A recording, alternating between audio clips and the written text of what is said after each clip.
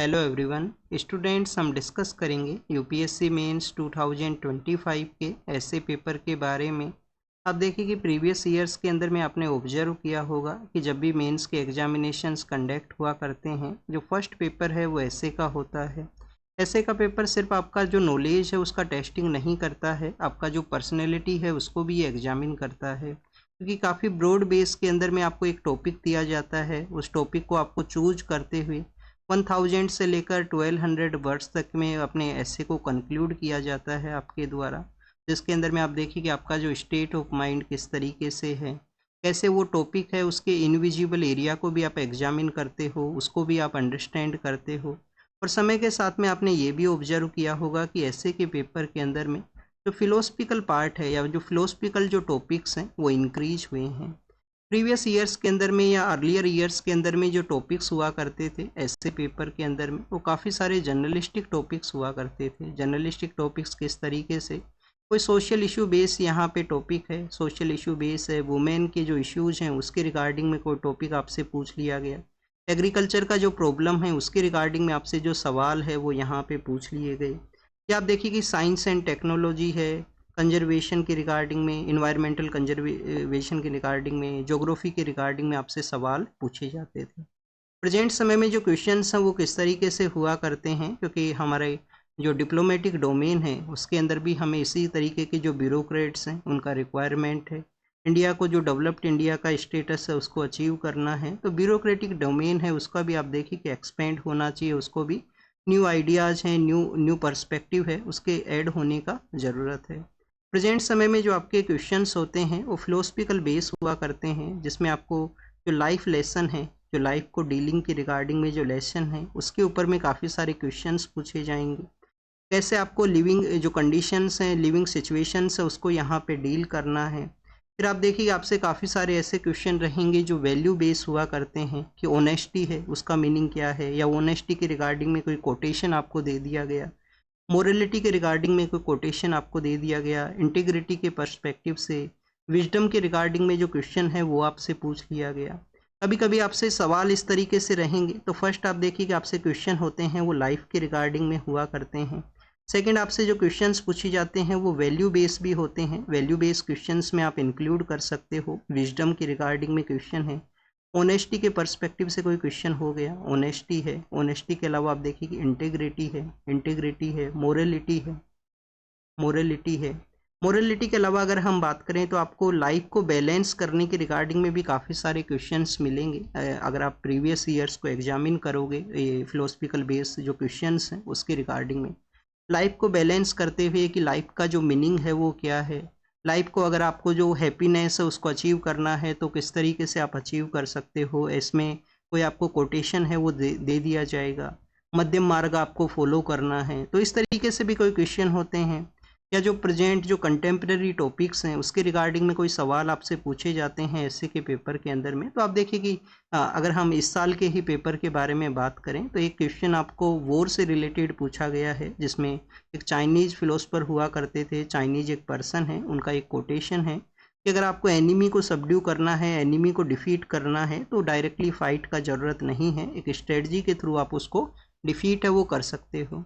तो आप देखिए कि प्रेजेंट जो सिचुएशन था वो वॉर का सिचुएशन था। इंडिया पाकिस्तान जो ऑपरेशन सिंदूर है उस दौरान में, रसिया यूक्रेन कन्फ्लिक्ट है, इजराइल और आप देखिए कि हमास का कन्फ्लिक्ट है गाजा स्ट्रिप के पर्सपेक्टिव से, तो काफ़ी सारा वॉर का सिचुएशन है। फिर यूएस एंड इजराइल के द्वारा आप देखिए ईरान के साथ में कन्फ्लिक्ट था, तो कंटेम्प्रेरी वो टॉपिक था, न्यूज़ के अंदर में था, उसी के रिगार्डिंग में एक फिलोसफिकल जो पर्सपेक्टिव है उससे क्वेश्चन पूछ लिया गया कि कैसे आप एनिमी को डिफीट है वो कर सकते हो।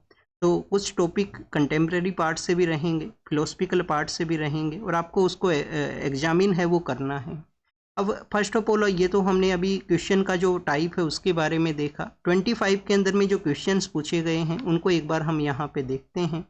फर्स्ट आपसे देख जो क्वेश्चन पूछा गया है वो है कि ट्रूथ है नो कलर, कि जो सच्चाई है उसका कोई भी रंग है वो नहीं होता है, सत्य कोई रंग है वो यहाँ पे नहीं जानता है। तो आप देखिए कि काफ़ी फिलोसफिकल पार्ट है, इसके अंदर में आप यहाँ पे जो लाइफ का जो वैल्यू बेस टॉपिक के रूप से इसको कंसीडर कर सकते हो कि ये वैल्यू बेस है। यहाँ पे ट्रुथ के रिगार्डिंग में आपसे क्वेश्चन पूछ लिया गया। ट्रुथ का कोई कलर नहीं है कि ट्रुथ का कोई यहाँ पे जो सेग्रीगेशन है, जो डिफ्रेंसिएशन है, वो नहीं है। इसके अलावा आप इसको इस तरीके से भी एग्जामिन कर सकते हो, क्योंकि आपको जो ऐसे है सिर्फ आपको डायरेक्टली आप देखिए कि सिर्फ एक पेज के अंदर में नहीं लिखना है। इस बार तो यूपीएससी ने 13th के आसपास जो पेजेज हैं वो यहाँ पे प्रोवाइड किए हैं। तो ट्रूथ आप देखिए कि प्योर है, सिंपल है, बट कैसे हम इस ट्रूथ का जो वैल्यू के साथ में इसको ऐड करेंगे, आपका जो ब्यूरोक्रेटिक वैल्यू है, जो आपका इंडिविजुअलिस्टिक जो वैल्यू है, जो आपका पर्सनैलिटी बेस्ड वैल्यू है, नेशनलिस्टिक पर्सपेक्टिव से वर्ल्ड के जो इंस्टीट्यूशन हैं, जो ग्लोबल ऑर्डर है उसके रिगार्डिंग में। फिर अगर आप अपने ऐसे के अंदर में इसका जो काउंटर फिलोसफी है उसको भी आप आर्ग्यू है वो कर सकते हो कि ट्रूथ है उसका कोई कलर नहीं है। क्या यहाँ पे जो ट्रूथ है वो क्या रेयरली प्योर हुआ करता है, या कंप्लीट किसी भी तरीके से जो सिंपल है, सिंपल कॉन्सेप्ट के अंदर में नहीं एग्जिस्ट किया करता है। तो काउंटर पर्सपेक्टिव से भी आप आर्ग्यू कर सकते हो अपने ऐसे को। तो फर्स्ट टॉपिक है truth knows no colour. Second अगर हम बात करें, वॉर का सिचुएशन था, रसिया यूक्रेन वॉर का सिचुएशन है, ऑपरेशन सिंदूर का सिचुएशन था। तो सुप्रीम आर्ट ऑफ वॉर है वो है कि सबड्यू करना है आपको एनिमी को विदाउट फाइटिंग सिचुएशन के अंदर में। कौन कौन से आप एग्जाम्पल इस टॉपिक के अंदर में यूज कर सकते हो? आप एग्जाम्पल्स यूज कर सकते हो कोल्ड वॉर की रिगार्डिंग में। कि कोल्ड वॉर आप देखिए कि वो सिचुएशन था कि जब उस दौरान में जब जो वर्ल्ड है 2 ब्लॉक्स के अंदर में डिवाइडेड था, और उस 2 ब्लॉक्स का जो डिवाइडेड है उसी के अंदर में आपको जो रसिया यूएसएसआर का जो डिसइंटीग्रेशन है वो आपको देखने के लिए मिलता है। उसी डेट एनिमी को जिस तरीके से एक ब्लॉक के द्वारा दूसरे ब्लॉक को जो सबड्यू है वो किया गया।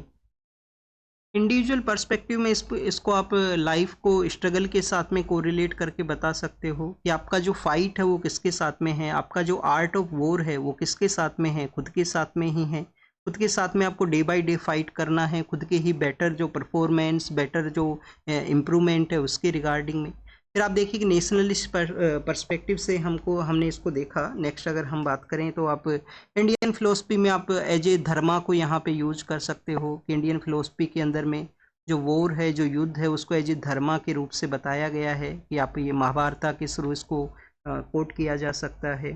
फिर इसमें आप जो यूनिफिकेशन जो प्रोसेस हैं कि काफ़ी सारे ऐसे जो बिस्मार्क के द्वारा जो यूनिफिकेशन किया गया था, जिसके अंदर में कैसे विदाउट फाइटिंग के थ्रू जो उनके जो काउंटर जो उस समय जो ब्लॉक्स हुआ करते थे उनको किस तरीके से उनके द्वारा जो सबड्यू है वो किया गया।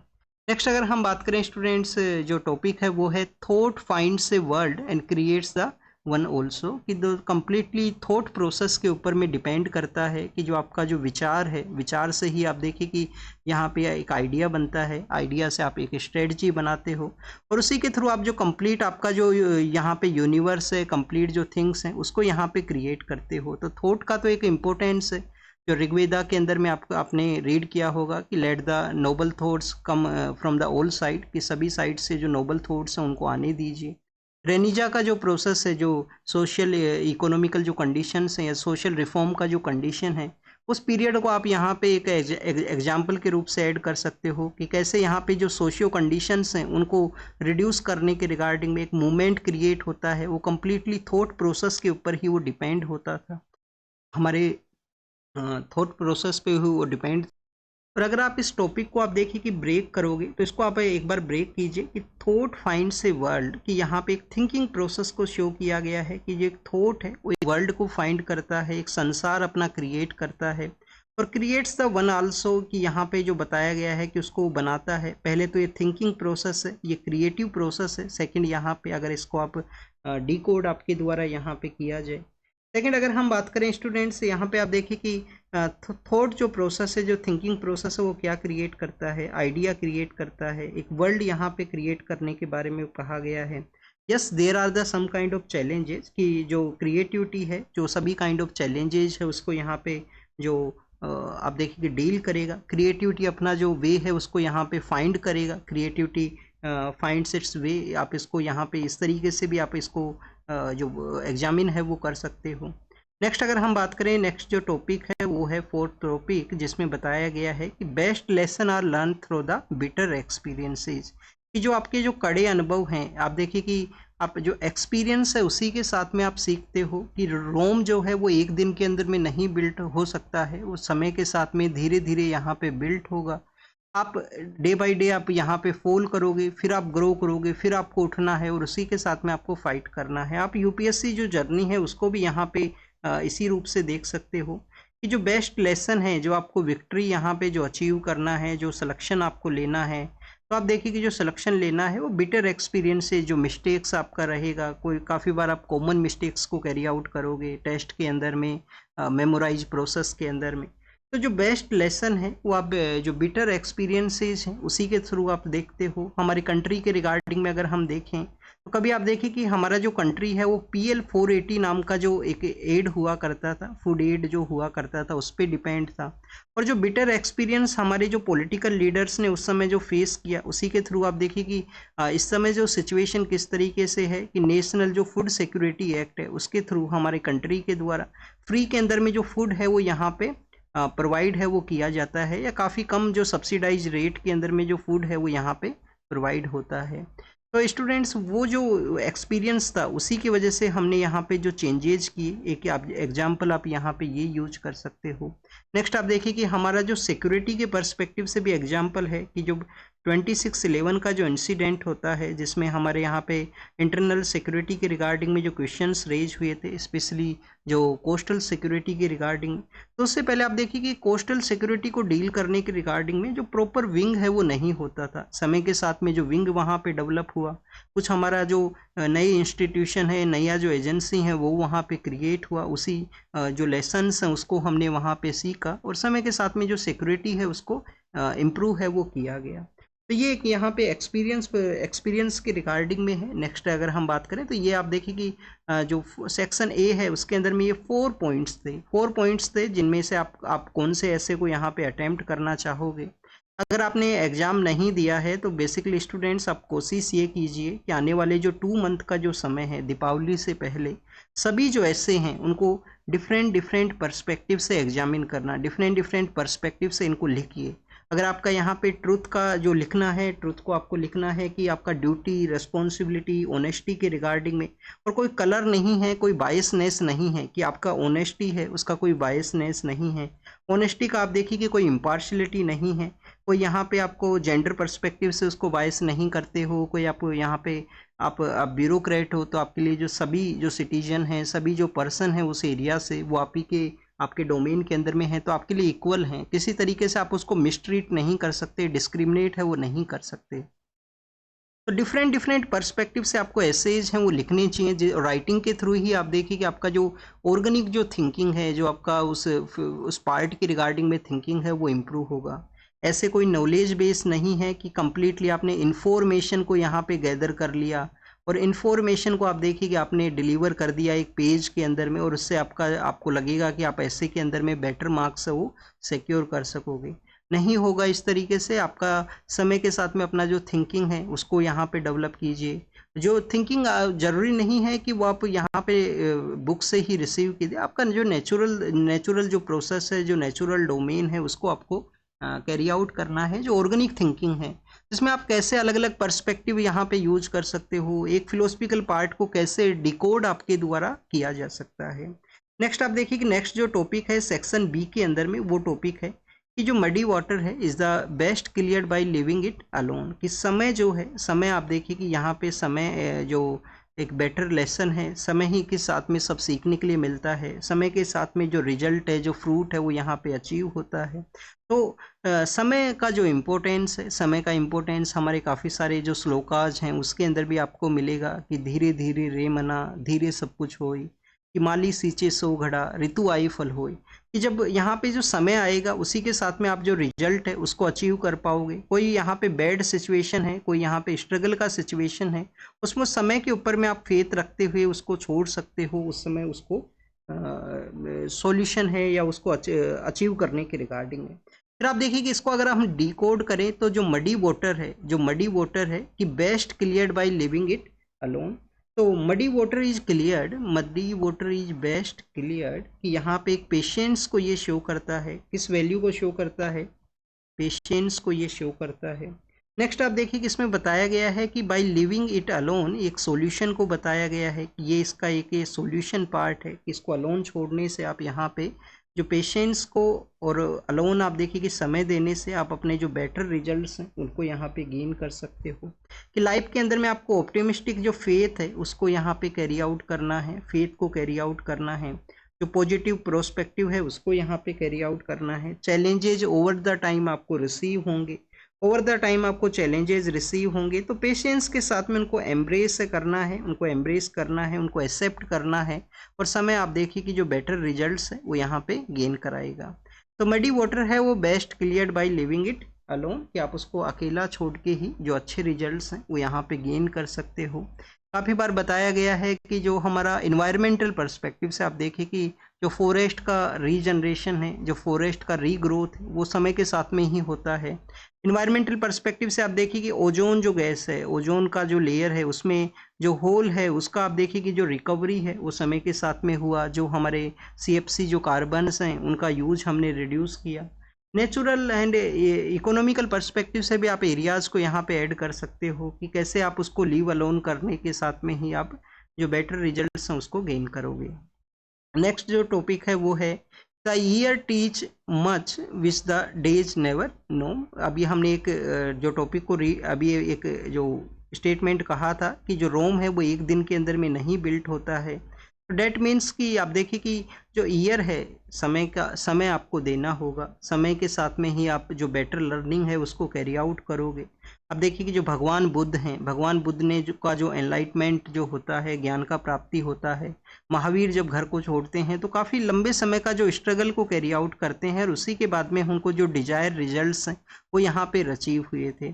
काफ़ी बार हम US के जो अब्राहम लिंकन हैं उनके बारे में देखते हैं। अब्राहम लिंकन आप देखिए कि एक प्रेसिडेंट बनने से पहले कितने इलेक्शंस उनका डिफीट हुआ।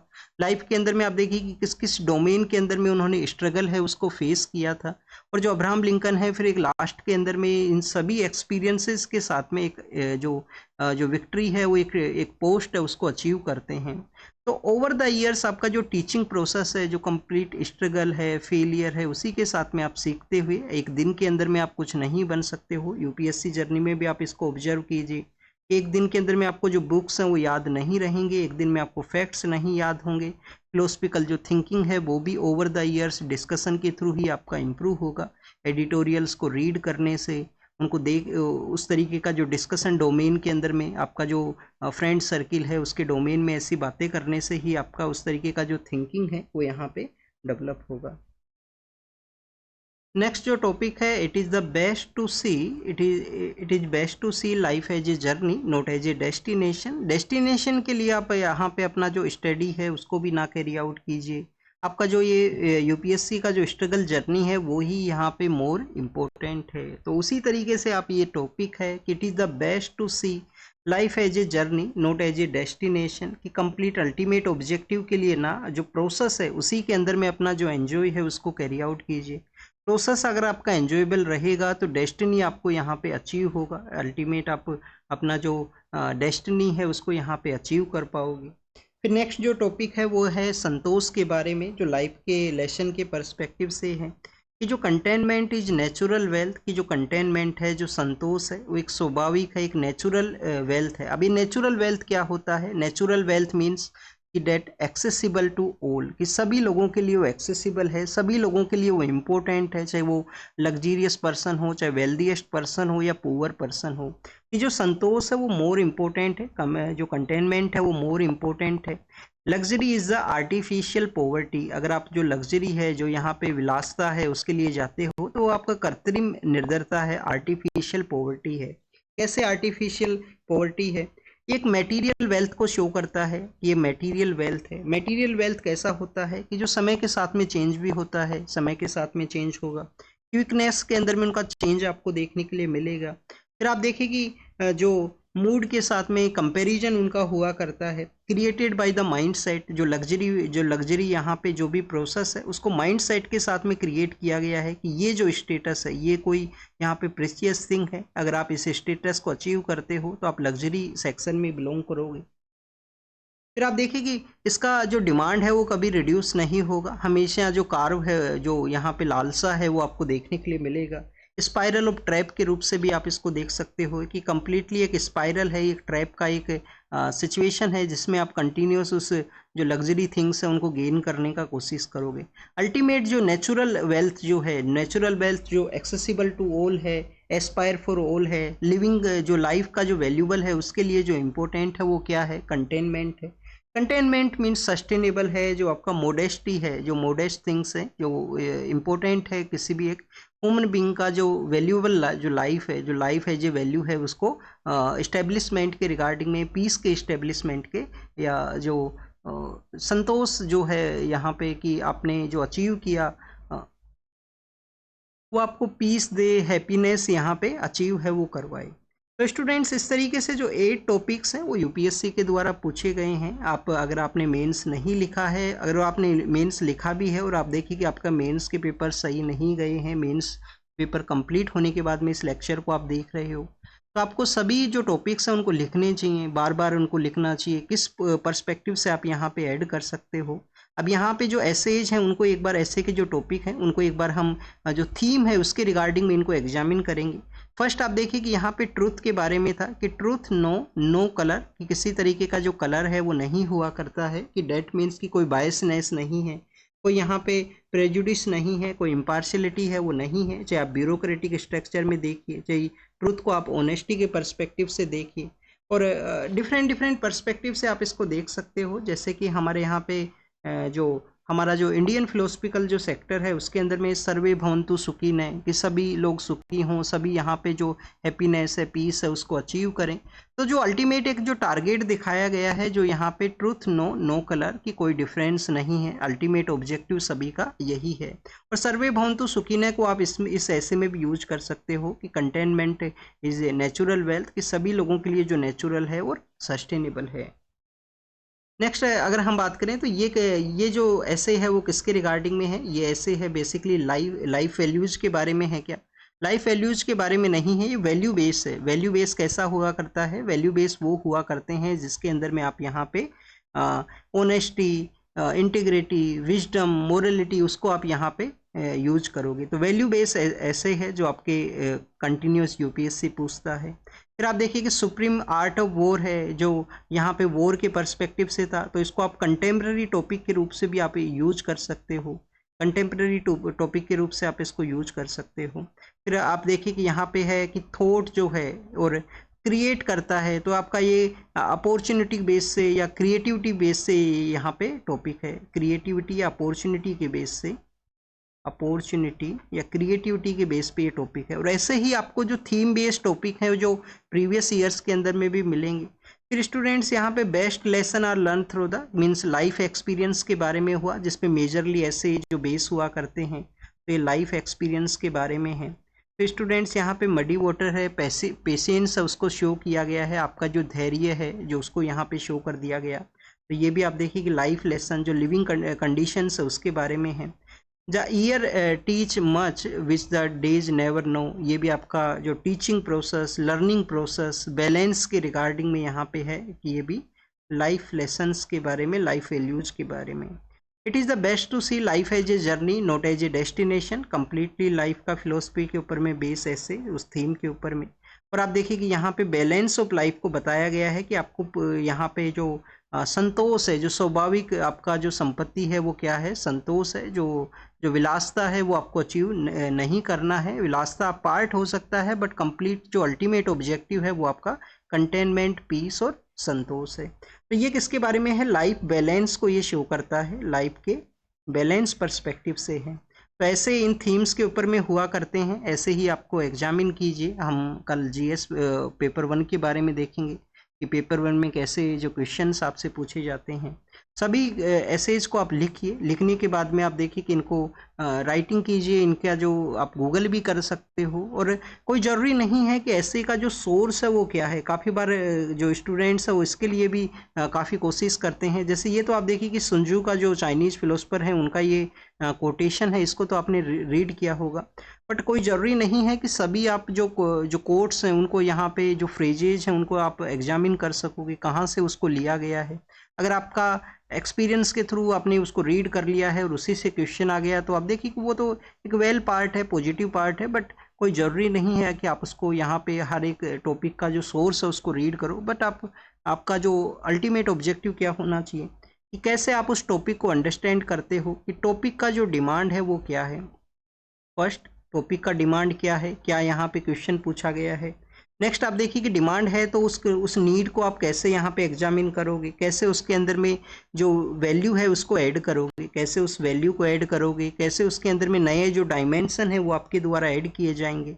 अब जो नए डायमेंशन है वो हर के पर्सपेक्टिव से होने चाहिए, ब्यूरोक्रेटिक पर्सपेक्टिव से भी, इंडिविजुअलिस्टिक पर्सपेक्टिव से भी, आपका जो कंट्री वाइज भी आप उसको एग्जामिन है वो कर सकते हो, जिसमें आप एग्जाम्पल्स फिर ऐड कर सकते हो, हिस्टोरिकल कोई एग्जाम्पल हो, जैसे हमने जो भी माइथोलॉजिकल एग्जाम्पल्स भी आप यहाँ पे ऐड कर सकते हो। काउंटर के अंदर में अगर आपके पास में कोई फिलोसफी है उस टॉपिक के रिगार्डिंग में, तो वो उस फिलोसफी के ऊपर भी आप आर्ग्यू कीजिए, और फिर कैसे जो करंट इश्यूज हैं उससे वो डील करता है, करंट सिचुएशन है उसको वो डील करता है, और कैसे वो जो प्रॉब्लम जो जो चैलेंजेज हैं उनको सोल्व करने के अंदर में एक रोल प्ले करेगा प्रेजेंट कंटेक्स्ट के अंदर में, प्रेजेंट इश्यू के रिगार्डिंग में। तो इस तरीके से आपको ऐसे का जो राइटिंग है वो करना है। तो ये फर्स्ट ऐसे था जो हमने डिस्कस किया। Thank you very much.